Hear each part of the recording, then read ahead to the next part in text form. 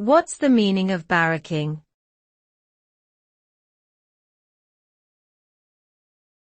Barracking.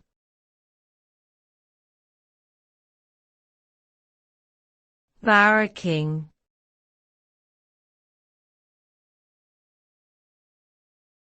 Barracking.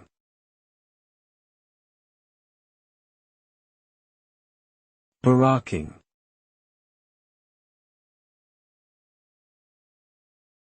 Barracking is a term that originated in Australia and New Zealand and refers to the act of expressing loud and often hostile support for one's favorite sports team or political candidate. The term is commonly used in relation to an audience's reactions during live events.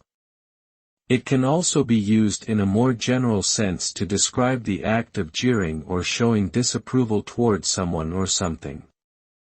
The term may have derived from the word barrier, as barracking often involves standing behind a barrier or fence and cheering on one's team or candidate.